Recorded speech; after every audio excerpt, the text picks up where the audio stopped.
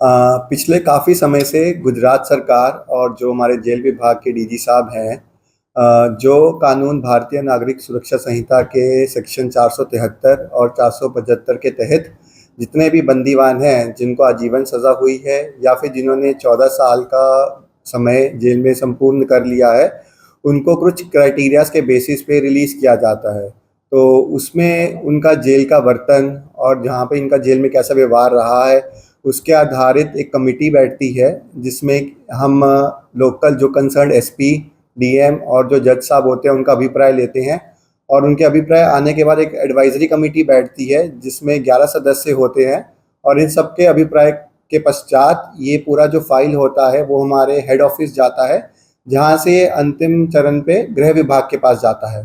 तो जब ये पूरा प्रोसेसिंग हो जाता है तो गृह विभाग उसके बाद जो बंदीवान होते हैं उनका जो एप्लीकेशन होता है उसको एक्सेप्ट करती है या रिजेक्ट करती है। तो उसी के तहत आज 4 एप्लीकेशंस ऐसी हैं जो गृह विभाग की तरफ से एक्सेप्ट हुई हैं, और जिसमें से 4 जो बंदीवान जो रिलीज़ हो रहे हैं उनके नाम हैं धीरू भाई, ननका भाई। तो यह पिछले 17 वर्ष से यहाँ जेल में थे और यहाँ पे गौशाला में काम करते थे।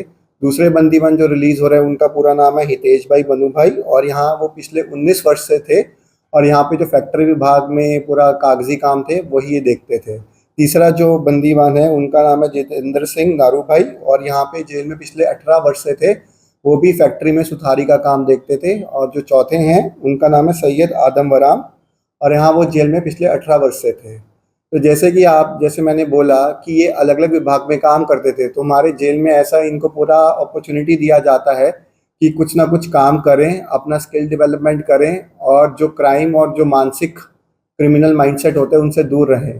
तो इसी के नज़र रखते हुए ये इनका पूरा प्रोसेसिंग हुआ है। इनका हमने फाइल पूरा रेडी किया था और अंत में आके गृह विभाग से ये एक्सेप्ट हुआ है, और हमें खुशी है कि उनकी एप्लीकेशन जो है वो एक्सेप्ट हुई है। और ये आशा भी है कि बाहर जाके वो क्राइम की दुनिया से दूर रहेंगे और सोसाइटी में फिर से जो हम कहते हैं इंटीग्रेशन, री इंटीग्रेशन का जो हमारा ऑब्जेक्टिव है उसे पूरा कर पाएंगे। ये चारों के चारों जो बंदीवान थे ये 302 के गुना में ही थे। ये ऐसा है, हमने इनका हिस्ट्री भी चेक किया है कि इनका कोई क्रिमिनल माइंडसेट ऐसा नहीं होता, बट जो हम बोलते हैं कि हीट ऑफ द मोमेंट में क्राइम कर दिया जाता है, तो जबकि एक कहते नहीं है कि एक रेगुलर क्राइम हिस्ट्री नहीं जिसका होता है, तो उसी के तहत इन्होंने सज़ा यहाँ पे पूरी काटी है।